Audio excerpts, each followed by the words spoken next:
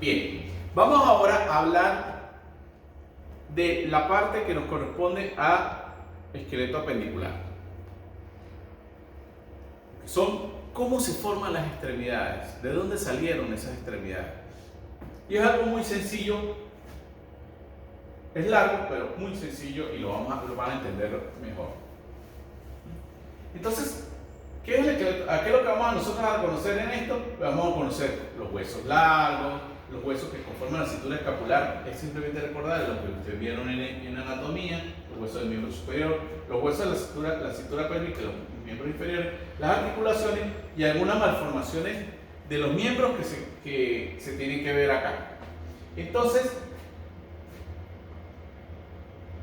vamos a recordar algo, y es que los huesos largos van a tener osificación endocondral, ¿ok? Y que los huesos largos, todos los huesos largos van a tener un punto de osificación llamado punto de osificación primario, porque aparece primero, y los puntos de osificación secundario. Y generalmente en los huesos largos, el punto primario de osificaciones aparece en la diáfisis, y se debe a que es en la diáfisis donde empieza la irrigación de ese modelo cartilaginoso. Recuerden que un modelo mesenquimático, que ese modelo mesenquimático se va a transformar en un modelo cartilaginoso. Y es en la diáfisis donde empieza a aparecer los primeros vasos sanguíneos. Cuando aparecen los primeros vasos sanguíneos dentro del cartílago, empieza la osificación. Y el punto de osificación secundario va a aparecer en los extremos de ese hueso largo, en las llamadas epífisis. Porque después que aparece en el centro, aparece en los extremos. Otro detalle que nosotros vamos a recordar, este es el dibujito, miren el modelo cartilaginoso, y entonces en la porción central les aparece la irrigación, y entonces aparece el punto de osificación primario y los puntos de osificación secundarios que aparecen en los extremos. Voy a generalizar con algunas excepciones que usted ya se les voy a recalcar. Vamos a decir que todos los huesos largos, su punto de osificación primario aparece a la octava semana del desarrollo. ¿Se recuerdan? Que también lo dijimos en la columna vertebral. Aunque las láminas van a aparecer, que algunos puntos de osificación aparecen en la octava, otros aparecen en la novena, otros a la décima. Vamos a generalizar todos los huesos largos, con algunas excepciones que le voy a insistir, aparece el punto de osificación primario a la octava semana. Y lo que va a variar de fecha es el punto de osificación secundario. Los miembros, ya ustedes recuerdan cuando nosotros vimos cuarta semana del desarrollo, aparecen en la cuarta semana como pequeñas elevaciones en las paredes ventrolaterales del cuerpo, en la futura región del hombro y en la futura región de las caderas.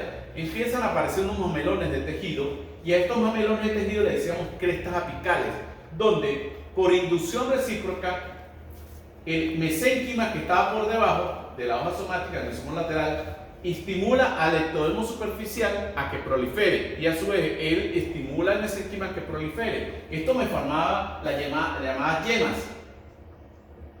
Esta yema empieza a desarrollarse, se empieza como a engrosar el ectodermo superficial y se forma la llamada cresta apical. Esto entonces estimula el mesénquima para que este mesénquima prolifere, y así se van formando los esbozos de los miembros. Aquí lo podemos ver. Entonces, esto que está aquí es el ectodermo superficial, esto que está aquí es el mesodermo somático. Recuerden que está el esplánico, aquí está el celoma, aquí está el intestino primitivo, esto es el esclerotoma y todo. Entonces, células de ese mesodermo somático empiezan a proliferar, inducen a este ectodermo superficial a que se engrose. Él estimula entonces a que más células de ese mesénquima se desarrolle, y eso va a estimular a que aparezca como un mamelón de tejido, y este mamelón de tejido que está aquí, entonces va a ser lo que vamos a llamar la yema, con mesénquima y la cresta apical. Estos siguen proliferando, se sigue organizando este tejido, y va a aparecer entonces la yema con el reborde epidérmico apical.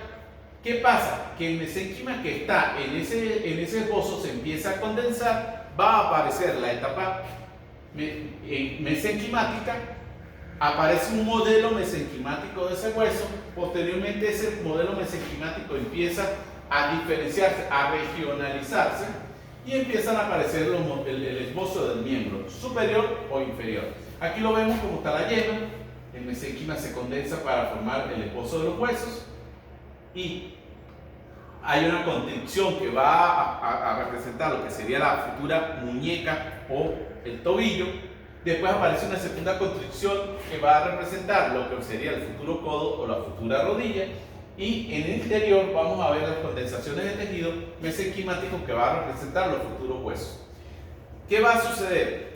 Las yemas son así, laterales. Pero a medida que se empieza a formar ese tejido, miren cómo está mi mano, mirando hacia abajo, ellas van a rotar. El miembro superior rota 90 grados hacia afuera, por lo tanto los codos se van hacia atrás y hacen esto. Los miembros inferiores que estaban también así, van a rotar 90 grados hacia adentro, y por eso las rodillas quedan hacia el frente. Si la rotación se hace al contrario, pues las rodillas quedarían mirando hacia atrás y tendríamos una anormalidad para la deambulación. Entonces él está así, rota hacia atrás y queda de esta manera, y el miembro inferior rota hacia adentro. Y se produce entonces la formación del esbozo del miembro superior e inferior. Es igual, ya lo vamos a ver. Miren ustedes esta secuencia, estos son microfotografías, donde vemos que en apenas 3 días ya vemos la diferenciación de los deditos, y cómo ya a los 54 días ya podemos ver una manita con los dedos y sus diferentes segmentos. En el interior de esa manita pues estamos viendo la condensación del mesénquima para transformarse en cartílago, para presentarse la osificación. ¿Cuándo aparece el punto primario de osificación? Aparece a la 8ª semana del desarrollo. Lo mismo está pasando con el miembro inferior, igual, una condensación de mesénquima que se transforma en un esbozo cartilaginoso, y aparece la constricción y la diferenciación regional para el tobillo y para la futura rodilla, y ella va a hacer una rotación, rota hacia adelante, o sea, rota hacia adentro, y por eso las rodillas tienen esta ubicación que nosotros conocemos. Miren, aquí estamos viendo a los 51 días, miren el futuro piecito, a los 54 días. Epa, pero se ve como un poquito más tardío. Sí, el miembro superior, recuerden que el miembro superior se desarrolla aproximadamente media semana antes que el miembro inferior. ¿Por qué el miembro inferior tarda un poquito más? Porque recuerden que el miembro inferior es más largo, y él se debe, aparte de regionalizarse, debe crecer, y por eso tarda un poquito más. En la microfotografía que vimos anteriormente de la mano, ya a los 54 días ya tenemos una manita desarrollada, pero ve que esta se desarrolla a los 60 días, porque esta es la formación, y ya tenemos entonces aquí ya desarrollado el tobillo con el miembro, los deditos. ¿Qué es la cintura escapular? Pues la cintura escapular sería la del hombro, el hombro y los elementos que lo constituyen. La cintura escapular está formada por la escápula y la clavícula para darle estabilidad a ese hombro. Estos huesos también tienen osificación endocondral y su punto de osificación. En general, el punto de osificación primaria aparece 8ª semana de vida intrauterina. La escápula tiene puntos de osificación primarios y secundarios. ¿Cuál es el primario que nos interesa? El punto de osificación subescapular, que aparece a la 8ª semana. Tiene unos puntos de osificación secundarios que en general se dice que aparece el primer año de vida del bebé, después del nacimiento. Uno para la apófisis coracoides, otro para la acromion, otro para la cavidad glenoidea, un punto marginal o espinal, y un punto llamado inferior, que es en el extremo inferior de él. Pero ¿qué nos interesa? ¿Cuándo aparece el primario? Es el subescapular a la 8ª semana del desarrollo, y los secundarios aparecen al año de vida. Sería más o menos esto. Si esta es la escápula, aquí tenemos el primario que aparece aquí a la 8ª semana, y los demás, los secundarios, aparecen al año de vida.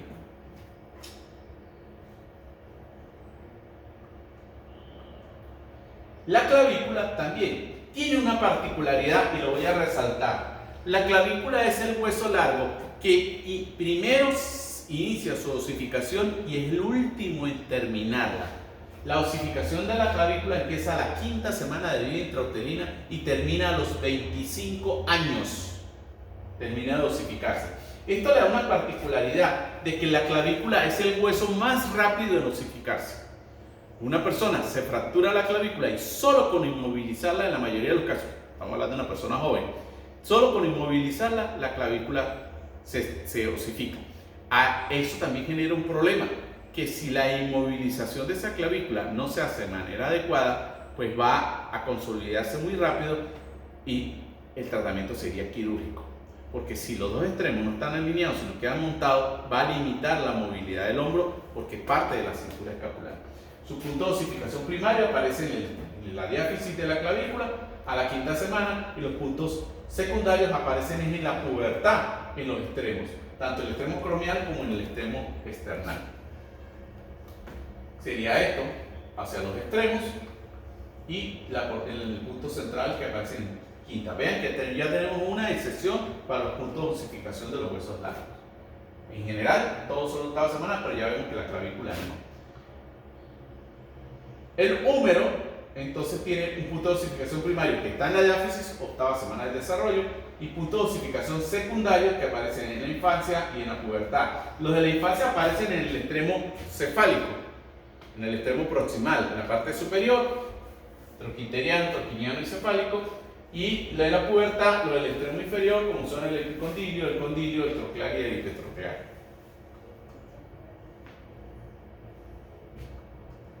Aquí lo vemos, miren.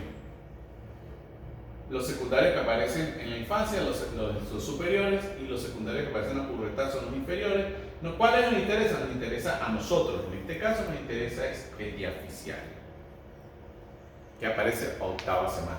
En general, los secundarios que aparecen en la infancia, los superiores, y los de la pubertad, los inferiores. Entonces a ustedes les llegan a preguntar ¿cuándo aparecen los puntos de osificación secundarios en el húmero? Saben que el extremo superior proximal en la infancia, lo del extremo inferior o distal en la pubertad. Ya con eso tienen su respuesta. El cúbito tiene también un punto de osificación primario que aparece en la diáfisis a la 8ª semana y punto de osificación secundario que aparecen en el extremo distal y proximal en la infancia. El distal aparece a los 3 años y el proximal a los 9 años. Pero decimos que es en la infancia. Entonces aquí lo tenemos el primario y tenemos los secundarios. El distal a los 3 años, es decir, el de la muñeca a los 3 años, y el de la epífisis proximal a los 9 años. El radio igual.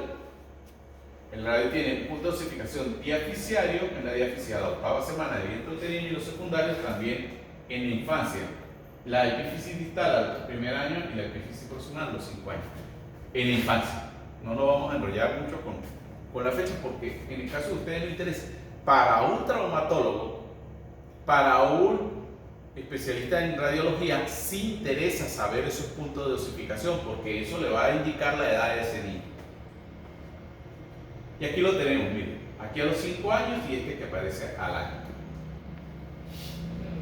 Aquí vamos a tener otra excepción a la regla, y es que los huesos del carpo, su osificación son huesos muy pequeños, verán que no son huesos largos, son huesos pequeños, y su punto de osificación es único, es un punto de osificación primario nada más. Pero ¿qué pasa? Que su punto de osificación aparece después del nacimiento, y entonces tenemos que el hueso grande, su punto de osificación aparece al año, ganchoso a los 2 años, piramidal a los 3, semilunar a los 4, escafoidea a los 5, trapecio a los 6 y trapezoidea a los 7. Es decir, vean que hay 1, 2, 3, 4, 5, 6 y 7 años de vida. Y el último, que es el pisiforme, que es el más pequeño, empieza a aparecer su punto de osificación a los 12 años. ¿Qué importancia tiene esto? Y aquí sí tienen que prestar atención ustedes. Es que esto nos permite determinar la edad ósea del niño. Cuando un niño que tiene trastornos de crecimiento, ya sea exceso o poco crecimiento, el pediatra o el endocrinólogo infantil le manda a pedir una radiografía de edad ósea. ¿Y qué es eso? Una radiografía de la mano. Y el especialista en radiología simplemente va a contar cuáles son los huesos del carpo que se ven. Entonces empieza a contar, tiene 1, tiene 2, tiene 3, edad ósea 3 años, tiene 4 o tiene 5, edad ósea 5 años, tiene 6 o 7, tiene edad ósea 7 años. Y entonces el pediatra o el endocrinólogo va a determinar, bueno, su edad ósea corresponde con su edad cronológica. Pues le saca la cuenta, este es un niño que tiene 5 años y tiene por edad ósea 5 años, está bien. Pero imagínense que tiene un niño que tiene 7 años, pero su edad ósea es de 5. ¿Qué implica? Implica que él tiene un retraso de crecimiento, donde su maduración ósea no está acorde a eso y quizás por eso es su baja estatura. Entonces hay que empezar a averiguar por qué ese niño tiene retraso. Generalmente son problemas de tipo hormonal. Entonces, si a usted le preguntan qué importancia clínica tiene la osificación de los huesos del carpo, la importancia es esa. Y aquí lo vemos, miren, el ganchoso al primer año, el grande al primer año, ganchoso al segundo año, piramidal a los 3, semilunar a los 4, el escafoide a los 5, volvemos aquí, el trapecio a los 6, el trapezoide a los 7 y el pisiforme, que es más chiquitito, se osifica a los 12 años. Eso lo estoy viendo aquí, pero veámoslo aquí en estas imágenes de esta radiografía, donde nosotros estamos viendo entonces esta radiografía de la mano de un niño y yo estoy viendo 1, 2. ¿Qué edad ósea tiene este niño? Pues estoy viendo 2 huesos del carpo nada más osificados, por lo tanto tendría 2 años. Y si yo lo veo con los ojos del alma, aquí se está empezando como a aparecer otro puntico, pero están 2. En cambio, si yo veo a este niño, yo cuento 1, 2, 3, 4, 5, 6, 7 puntos de osificación del carpo. Yo digo, entonces este niño tiene una edad ósea de 7 años.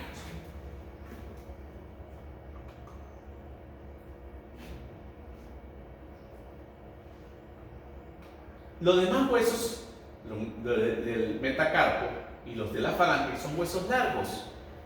Entonces no nos vamos a complicar. Si ustedes se ven aquí, miren, el metacarpo, 9ª semana, falange proximal, 9ª semana, falange media, 10ª semana, falange distal, 12ª semana. Para efectos de evaluación y todo eso, un hueso largo, punto de osificación primario, 8ª semana del desarrollo. Generalicemos para no complicar, porque en el caso de nosotros no nos interesa tanto cuándo pasa, señor. Y aquí todo lo vemos, lo del metacarpo. Vamos a la cintura pélvica. En la cintura pélvica hay una diferencia ya. ¿Por qué? Porque no son huesos largos, son huesos más que tienden a ser planos. Entonces tenemos que el coxal está formado principalmente por esos 3 huesos, ilium, isquion y pubis. Y entonces estos señores tienen punto de osificación primario. El ilium al 3er mes, el isquion al 4.º mes y el pubis se empieza a osificar al 5.º mes de vida intrauterina. Se sale de la regla de las 8 semanas. Ilium, isquion y pubis, 3, 4 y 5 meses. Su punto de osificación primario. ¿Ok? Y aquí lo tenemos entonces donde ilium, 3er mes, isquion al 4.º mes y el pubis al 5.º mes. Ahora tenemos entonces, ¿a quién? Vamos a obtener al fémur, un hueso largo. Si es un hueso largo, vemos que nos cae en la regla T, que es un hueso largo, su punto de osificación primario aparece a la 8ª semana de vida intrauterina. Y va a tener un punto de osificación secundario, donde aquí tengo resaltado el que está en color amarillo. ¿Por qué? Porque es un hueso, un punto de osificación primario de importancia clínica y anatomopatológica, que es el intercondilio, que aparece al 9.º mes de vida intrauterina. Es un punto de osificación que aparece en el feto justo antes del nacimiento, que me indica que hay madurez fetal. ¿Qué importancia tiene esto? Ya lo vamos a comentar. Vamos a ver al cúbito, a la tibia, porque para complementar los dos. Y aquí tenemos entonces los puntos de osificación del fémur. Entonces, el primario, que es para la diáfisis, y los secundarios, que son para las epífisis. El primario aparece a la 8ª semana, y el que me interesa es este, el intercondilio, que aparece a la 9ª semana de vida intrauterina. ¿Por qué es importante desde el punto de vista anatomopatológico? Porque ustedes están en el medio rural, vamos a suponer, están en Santo Domingo, en el hospital de Santo Domingo, o en el de Pueblo Llano, que hay servicio de rayos X y funciona, supongamos que está funcionando, y entonces aparece un bebé muerto, un feto muerto. En este momento la autoridad sanitaria de allá, es ustedes, la policía judicial los llama a ustedes para que hagan el levantamiento del cadáver. Levantan el cadáver y usted dice, doctor, ¿qué edad tiene este bebé? Usted lo ve, usted no debe emitir el juicio de una vez directamente, sino debe examinarlo y le pide una radiografía de rodilla. Y resulta de que le hace la radiografía de rodilla y aparece el punto de osificación intercondilio. Ya eso le está diciendo que este bebé tiene 9 meses, un bebé a término, porque él aparece en el feto a término. Y vamos a suponer que encuentran a la madre y dicen, no, yo tenía 6 meses de embarazo, se me presentó el parto y el bebé nació muerto. Ya hay una no hay congruencia, porque radiológicamente hay un punto de osificación que aparece a los 9 meses de vida intrauterina y la madre está diciendo que tenía 6 meses. Ya hay incongruencia, ya usted emitió y está demostrando que el bebé es, aparte de otras pruebas que se hacen desde el punto de vista anatomopatológico, de que era un feto a término. Si nació muerto o no, hay otras pruebas que se hacen para determinar si el bebé respiró y lloró, que son las pruebas de los pulmones. Si el pulmón está lleno de aire es porque el bebé respiró, no nació muerto, sino que él respiró y todo. Entonces, tienen que tener mucho cuidado con todo esto que les estoy comentando. Los dos puntos que nos interesan, el diafisario a la 8ª semana, que es el punto primario, y el punto secundario del fémur, que aparece a 9º mes de vida intrauterina, es decir, en el efecto a término. Aparecen otros que son los superiores, que el cefálico aparece el año, y el del trocánter mayor a los 4 años y el del trocánter menor en la pubertad. Tenemos el de la rótula, que es un hueso, no es largo, es un hueso, digamos que aplanado, por lo tanto ya saben que por ser huesos de esas características cambia la configuración de ellos, de la regla. Un punto primario central que aparece a los 3-4 años de vida del bebé y el punto secundario que aparece a los 6 años. Los laterales que aparecen a los 6 años y el central que aparece a los 4 años. Tenemos la tibia, que era que quiero complementarles con la información que decíamos del fémur. Un punto de osificación diaficiario, un hueso largo, 8º mes, pero aparece un punto de osificación en la epífisis proximal que también aparece a los 9 meses, aparece en el feto a término. Entonces, si usted le tomó la radiografía a ese feto que apareció muerto y aparece un punto de osificación para la epífisis distal, el intercondilio del fémur con la epífisis proximal de la tibia, es un bebé a término. Tenía 9 meses de vida intrauterina. Ya usted no lo está diciendo, lo está demostrando. Y aquí lo tenemos. Punto de osificación primario en la diáfisis a la 8ª semana, en la epífisis distal al primer año de vida postnatal y en la epífisis proximal a los 9 meses de vida intrauterina. Tenemos el peroné, hueso largo también, en la epífisis, en la diáfisis a la 8ª semana, y los secundarios que aparecen después del nacimiento, epífisis proximal a los 3 años, epífisis distal al año de nacido el bebé. Aquí lo podemos ver en la imagen de ese peroné. Entonces, estos son los secundarios que aparecen después del nacimiento, al año distal, el del tobillo, y a los 3 años el proximal, el de la rodilla. Y el central, que es el diaficiario, que aparece a la 8ª semana de vida. Volvemos otra vez. Los del tarso, cambia la configuración.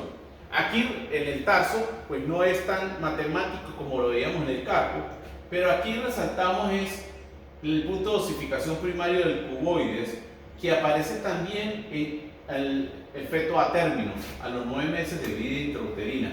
tenemos que el calcáneo aparece a los 6 meses, el astrágalo a los 7 meses y el cuboide a los 9 meses de vida intrauterina. Y las cuñas, que su punto de osificación es después del nacimiento, la tercera cuña el primer año, la primera cuña el segundo año, la segunda al tercer año y el cafoides a los 3 años. Y aquí lo vemos. ¿Ok? ¿Cuál nos interesa aquí? Nos interesa estos que están aquí, que es el calcáneo al 6º mes y el astrágalo al 9º mes. ¿Ok? Por supuesto, los dedos, los huesos largos, los del tarso, son huesos largos, va a aparecer a la 9ª semana. Vean que la falange proximal es 12 semanas, la falange media a la 14 semanas y la falange distal a la 8ª semana. En general, vamos a decir que igual que los del metacarpo y los de la falange, se nos osifican a la 8ª semana de desarrollo, 8ª, 9ª semana de desarrollo de vida intrauterina, el punto de osificación primario. ¿Ok? No nos vamos a complicar en esta parte para ustedes. Y así se forman las extremidades superiores y las extremidades inferiores y sus puntos de osificación. Hay una pregunta que siempre se le hace al examen. Diga los puntos de osificación secundarios con importancia clínica.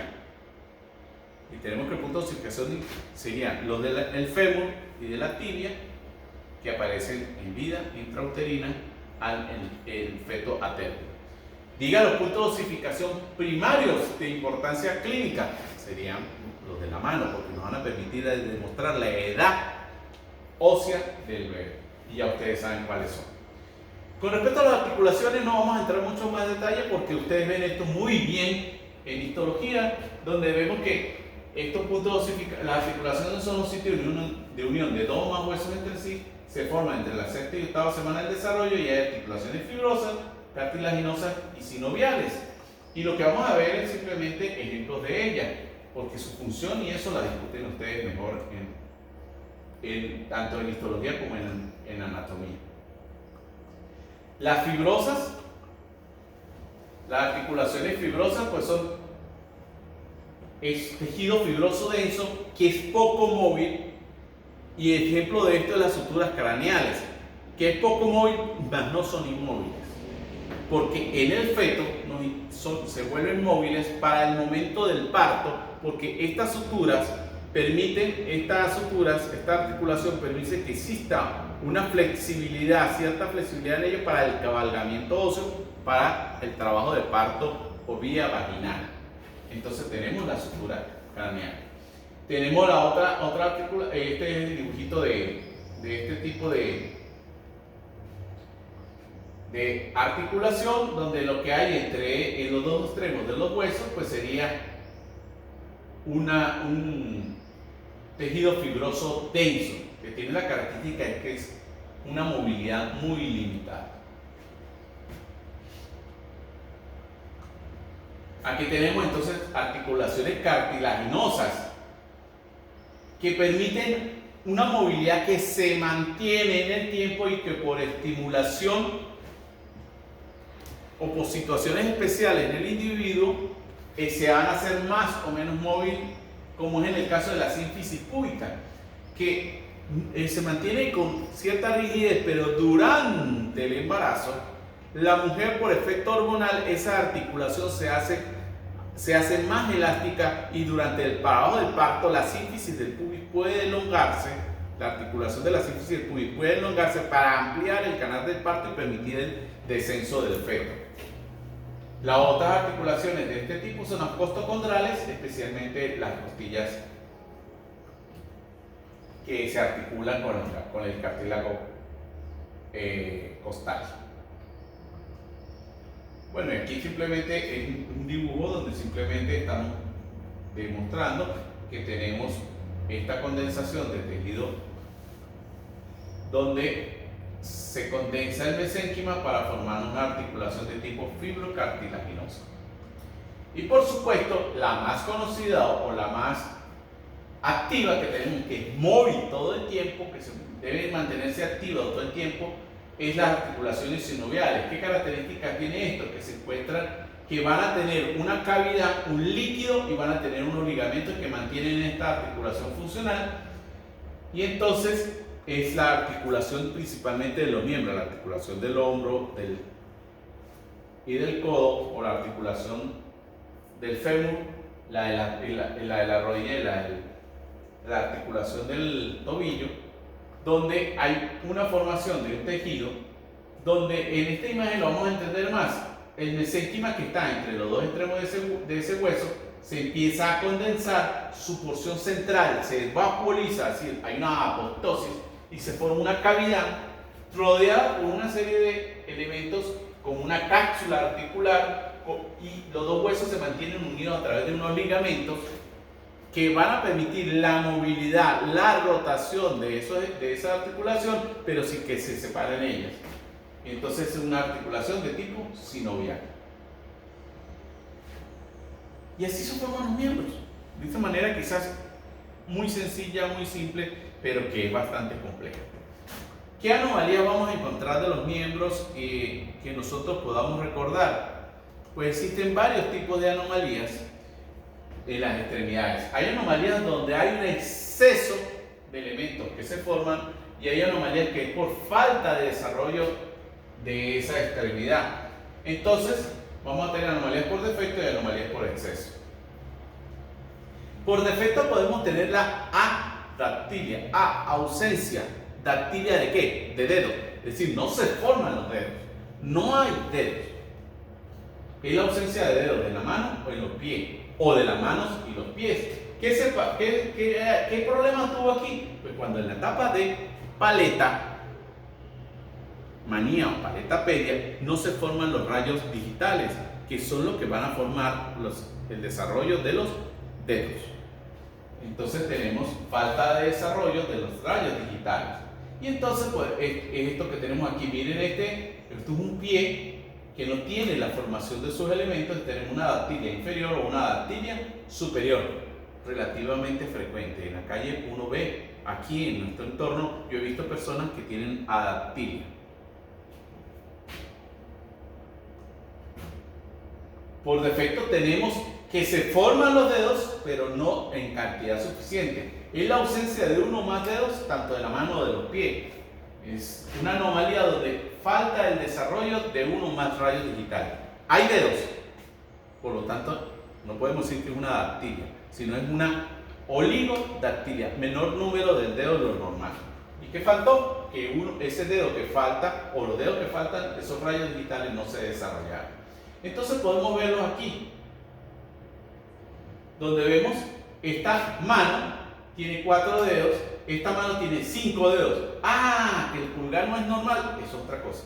Entonces, cuando le hacemos la radiografía a esta mano, pues vemos que no hay esbozo de dedo, tiene solo 4 metacarpos y tiene toda la falange de este dedo. Y este otro dedo, el pulgar, pues un pulgar mal desarrollado, pero tiene sus 5 dedos. Esta mano tiene sus dedos completos. Si lo vemos lo de los pies, miren, aquí tenemos que tiene 1, 2, 3, 4 deditos nada más. Hace falta uno de los dedos del centro. Entonces tenemos oligodactilia de la mano, oligodactilia del pie. Por defecto tenemos braqui. Braqui es corto. Y lo corto significa que son dedos muy cortos, y eso no es normal porque limita mucho la movilidad. Es la formación de dedos cortos, y es porque los rayos digitales, ese rayo digital está presente pero no se desarrolla de manera suficiente o de manera adecuada, y por lo tanto tenemos una braquidactilia. Si le vemos la manita a este bebé, tenemos que tiene 1, 2, 3, 4, 5 dedos.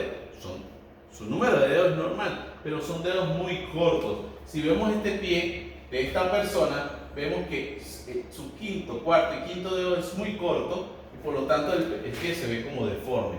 Es una braquidactilia, y el del pie puede generar hasta inestabilidad para la deambulación, porque con el tiempo pues, la persona aprende a coordinarse, pero en la manita pues no puede hacer la maniobra de presión de manera adecuada porque sus dedos parecen más bien muñoncitos. Si le tomamos una radiografía, sus rayos digitales están bien, tiene sus 3 falanges, pero son muy pequeñas. Otra anomalía por defecto es sindactilia, que quiere decir que los dedos están fusionados, están pegados. Y esta fusión pues, puede ser de mayor o menor dificultad, o mayor o menor grado. ¿Qué es la causa embriológica? Se produce una falta de separación de uno o más rayos digitales. Recuerden que cuando se forman los rayos digitales, entre ellos queda tejido, y ese tejido se llama membrana interdigital. Y esa membrana debe desaparecer por apoptosis para que los dedos se individualicen. Si esta separación es incompleta o no sucede, tenemos la llamada sindactilia. ¿Y qué es lo que puede suceder? Si lo vemos en esta fotografía y en esta que estamos aquí, vemos que lo que hay es piel. Prácticamente lo que hay es pliegue que mantiene unidos los dedos, es pliegue. Pero si vemos esta otra radiografía, no es solamente piel. Y si esta fotografía, pues probablemente si le hacemos una radiografía pueden estar hasta fusionados los huesos. Entonces, dependiendo del grado de fusión que tenga, la solución puede ser menos o más complicada. Por ejemplo, que es piel, que es una membrana, pues simplemente hacer la disección, el corte de esa piel y suturar los bordes, pues se va a ver la separación. Pero en este caso vemos que la cosa como que es más complicada como en este caso. En este caso casi que totalmente fusionados los dedos. Sabemos que hay dos dedos aquí porque ahí están las dos uñas. Pero aquí la cuestión es inferior. Entonces, ese grado de sindactilia va a variar entre un individuo y otro. Los casos graves como pues generalmente pertenecen a un cuadro sindromático que se va a acompañar de otras anomalías graves del cuerpo, y entonces esto nos va a traer no solamente determinar un problema de los manos, sino que hay que hacer una investigación. Siempre que usted tenga un niño, un recién nacido, con anomalías auriculares o anomalías de los miembros, principalmente miembros superiores, debemos evaluar corazón y debemos evaluar riñones. Aquí en el hospital, en la unidad de recién nacidos, cuando el niño le determinan una anomalía auricular, generalmente del pabellón auricular, mandan a evaluación por cardiología y mandan a pedir un eco abdominal para evaluar riñones, porque está ahí alta asociación de anomalías de manos, de miembros superiores o alteraciones de los pabellones auriculares con anomalías renales o cardíacas.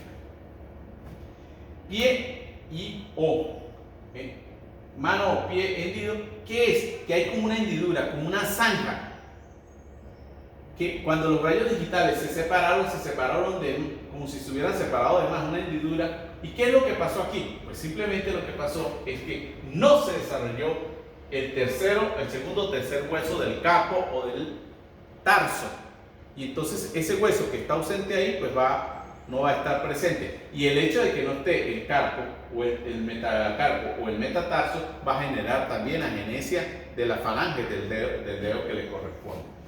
En la imagen se ve mejor. Miren cómo aquí nosotros vemos un esbozo de pulgar con el segundo dedo, pero no está el tercer dedo, y entonces aparece como esto. Esto se llama, es una similitud, pero no debe ser el término, pero lo van a encontrar como mano o pie en pinza de cangrejo, porque parece la pinza de un cangrejo o de una langosta.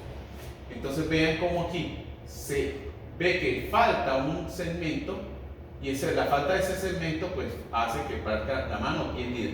Vean que estamos hablando solamente de esto, pero si ustedes ven acá, o ven acá, vemos que aparece acompañado también de una sindactilia, porque están fusionados los dedos. Y si lo vemos más a profundidad, quizás tenemos una brachidactilia en uno de estos segmentos. Entonces, son anomalías que cuando ustedes están presentes son mucho más complejas. Tenemos también por defecto la amelia. ¿Se le parece el nombre de alguna persona? Pues la amelia significa ausencia ¿de qué? Ausencia del miembro. No existe el miembro. Puede ser superior o inferior. ¿Y cuál es su causa? Falta de formación de la cresta apical inductora para la formación del miembro, ya sea superior o inferior. Puede aparecer en los dos miembros superiores, o puede ser inclusive de los cuatro. Como podemos ver en esta fotografía, vean que este niño no tiene los dos miembros superiores ni tiene los miembros inferiores. Aquí apenas tiene un esbozo de un muñón del miembro superior.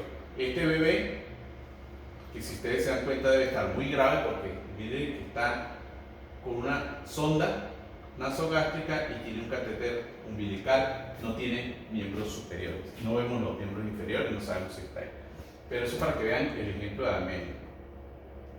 Tenemos la meromelia, que mero es parcial, donde lo que tenemos es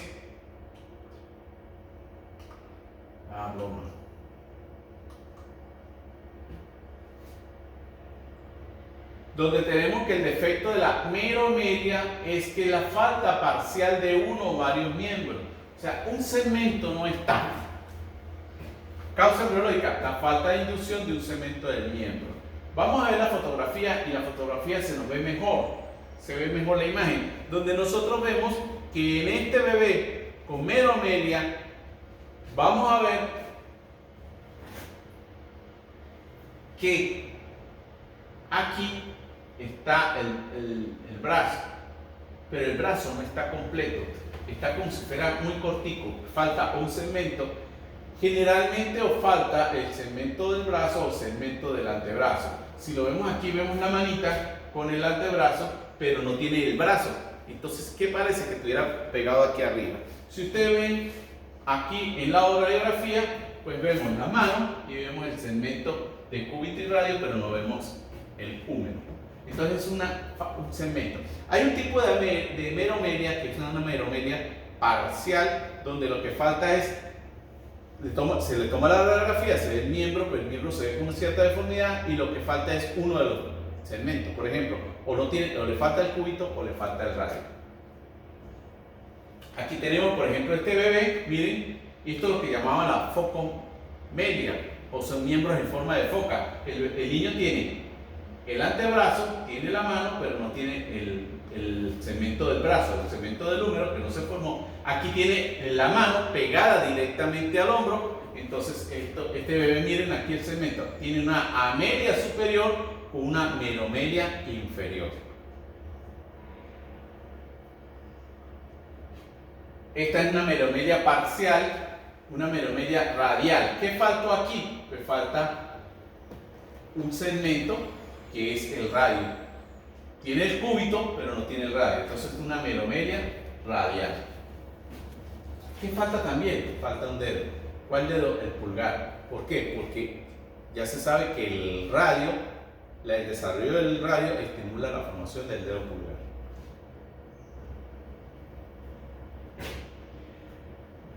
Y ya para finalizar, casi finalizando, nos falta todavía, ¿vale? Tenemos la sirenomelia. No tiene importancia clínica porque generalmente estos casos son incompatibles con la vida, pero sí como una curiosidad porque de vez en cuando aparecen en las redes sociales, en los medios de comunicación, información de un niño en forma de sirena, que por eso se llama sirenomelia. Nosotros tenemos aquí algunas piezas anatómicas de sirenomelia y que es que los miembros inferiores parecen el extremo de una sirena, es la fusión de los miembros inferiores con la presencia o ausencia de dedos y generalmente incompatible con la vida. Y si sobreviven apenas unos días con mucho soporte médico.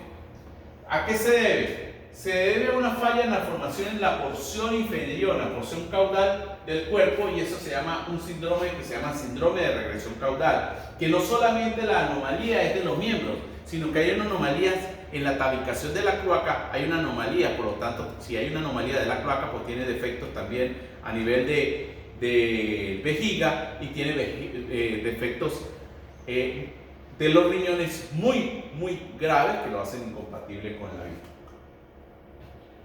Este defecto de sirenomelia también se puede clasificar dependiendo de si tiene o no hay la presencia o no hay presencia de pies en el extremo. Entonces, sirena con diploidía quiere decir que está la sirena pero tiene los dos piecitos presentes. Si tiene un solo pie se llama monopodial y apodial es porque no hay presencia de pie. Los esquemitas serían más o menos estos que nosotros mostramos aquí. Aquí están los dos pies, sería dipodial, hay un solo pie en monopodial y si no hay pie es apodial. Por eso le digo que es más algo como para que ustedes tengan un conocimiento por lo que aparece en las redes sociales. Esta fotografía de la pieza que nosotros tenemos aquí. Tenemos una sirena apodial donde no tienen no tiene piececitos, y la radiografía de este sirena, pues lo que vemos es que hay un solo fémur, hay un esbozo de cúbito y radio, pero no hay pie. Cuando hablamos por exceso es que hay de más, y la más frecuente o la más que podemos nombrar sería la polidactilia, es decir, dedos supernumerarios. En vez de tener 5 dedos, pues tiene 6, 7 dedos. Es la presencia de dedos supernumerarios. Y igual como sucedía con la oligodactilia, donde falta un rayo digital, uno o más rayos digitales, en la polidactilia hay exceso de rayos digitales. Es un número mayor de rayos digitales y entonces por lo tanto hay un dedo supernumerario. Por ejemplo, tenemos esta manita, tenemos 1, 2, 3, 4, los 5 dedos normales, pero hay un dedo adicional. Es una polidactilia asimétrica. ¿Por qué? Porque no tiene la simetría de tener una mano. Aquí vemos un pulgar accesorio y tenemos un meñique accesorio, que generalmente no es móvil. Pero tenemos la polidactilia simétrica, donde nosotros vemos que hay 5 dedos con uno adicional. Entonces, si parece que el dedo adicional es el dedo del medio, que miren que son muy parecidos. Entonces, y son funcionales, no tienen ninguna alteración, tienen la misma movilidad que tiene el dedo normal. Y aquí lo vemos en los pies. Miren, 1, 2, 3, 4, 5, 6 dedos. Y entonces esta sería simétrica y esta sería la asimétrica, donde lo que vemos como un apéndice, como un muñeco. Hay una anomalía muy frecuente en nuestro entorno, donde ustedes deben conocerla porque le van a comentar a ustedes, inclusive ya existe, porque ustedes estudian en primer año y la gente empieza en el entorno familiar a hacerles preguntas con esto, y es la displasia congénita de cadera, que es una deformidad caracterizada por el desplazamiento fuera de su posición normal de la cabeza del fémur, y esta generalmente se ubica por detrás y por arriba del acetábulo, es decir, se sale de la cabeza del acetábulo. Es muy frecuente, principalmente en niñas, con una incidencia de 1 en 500 nacidos, y lo importante de saber de esto es que se debe diagnosticar a tiempo, y si se diagnostica a tiempo se puede tratar a tiempo, y las limitaciones que pueda tener este niño para la deambulación van a ser de menor o mayor cuantía dependiendo del momento del diagnóstico y el tratamiento que amerite. ¿Qué nos está produciendo esta displasia congénita de cadera? La causa congénita generalmente puede ser por un desarrollo anormal del acetábulo, por malformación del feto, o en los pacientes que tienen laxitud articular hereditaria, por ejemplo un síndrome de Marfan, donde es tan elástica esa articulación que el hueso tiende a salirse de su posición normal. Entonces, estos casos, pues, al saber cuál es la causa del problema, podemos tratarla. En esta imagen vamos a ver nosotros, entonces, este es un signo evidente que muchas veces las madres, cuando están bañando a su niño y lo están aseando, se dan cuenta de que el pliegue de los glúteos no es normal. Los dos pliegues deben estar a la misma altura. Entonces dice, doctor, yo como que yo le veo al niño que una nalguita está más arriba que la otra. Y esto simplemente es un signo de una displasia de cadera. ¿Qué está pasando aquí? Que este fémur está desplazado hacia arriba y por lo tanto el glúteo está desplazado. Entonces me está diciendo, los glúteos le están diciendo, mira, aquí está, nosotros no estamos en posición normal. Y entonces le hacen una radiografía de cadera al niño, que eso tiene sus proyecciones, el traumatólogo las pide, y si ustedes se dan cuenta que este fémur, la cabeza del fémur está dentro del acetábulo, pero esta está desplazada hacia arriba. En vez de estar en esta posición como está en la otra, debería estar aquí, el fémur está desplazado hacia arriba. Entonces tenemos una displasia congénita de cadera y ahí actúa el traumatólogo ortopedista y tomar la conducta que sea más adecuada para que se desarrolle el bebé. Tenemos anomalías de forma de los pies, que son muy frecuentes también, muchos de ustedes lo han visto ya. Y tenemos el pie equinovaro, donde el pie mira hacia adentro. Si este es el pie, imaginemos que estos son los pies, pues el pie tiende a mirar hacia la línea media, hacia así, se apoya en el borde lateral externo y entonces mira hacia adentro. Entonces es una rotación hacia la línea media, hacia adentro de la planta del pie, una inversión del pie. Causa embriológica, casi que está demostrado según una alteración en la posición del pie dentro del útero materno, como también hay una herencia multifactorial. donde hay una tendencia a que a personas que han tenido problemas, han nacido con ese defecto, tienden a heredárselo a sus hijos o a sus nietos. También hay trabajos donde se ha dicho que hay alteraciones neurológicas, donde defectos de inervación, asimetría de inervación, que hacen que el pie tienda a rotar en el útero, tiende a mantenerse rotado y el niño nace con esa alteración neurológica. Y eso produce un acortamiento de los músculos. Y entonces, ¿qué hace el especialista en ortopedia? Pues producir generalmente, aparte de corregir las malformaciones óseas, producir alargamiento muscular para que ese músculo tenga una deambulación mejor. Aquí lo vamos a ver entonces. Vean cómo este niño tiene los piecitos. Estos son casos muy extremos que ojalá que no se lleguen, porque su corrección es quirúrgica y es muy largo plazo. Y aquí vemos cómo la planta de los pies mira hacia adentro. Entonces sería el pie equino varo. El opuesto a él es el pie equino valgo, donde la planta de los pies mira hacia afuera, hacia los lados, hacia el lado externo. Entonces, una deformidad caracterizada por la rotación hacia afuera de la planta de los pies. El equino varo mira hacia adentro, el valgo mira hacia afuera. Y la causa es la misma también, alteración en la posición del pie dentro, se dice que causa mecánica dentro del útero materno, así como herencia multifactorial. Y en esta imagen podemos ver, miren cómo el piecito tiende a rotar hacia afuera, y estos casos son, digamos que leves, donde al ver al niño parado, vemos cómo tiende a hacer esta rotación. Estos son los casos de los niños que se les pone tratamiento con zapato ortopédico o con plantillas ortopédicas, donde se forza el pie a que tenga el apoyo de manera adecuada y se corrige, con el tiempo se llega a corregir esta posición. Tenemos también, entonces, de esta manera nosotros hemos cubierto ya el rango de desarrollo de los miembros con las anomalías quizás más frecuentes que ustedes pueden encontrar ahí. Yo los invito a que lean un poquito más allá de la displasia congénita de cadera, porque es un problema muy frecuente y que la solución está quizás al alcance de cualquier traumatólogo si el paciente es referido a tiempo. Gracias.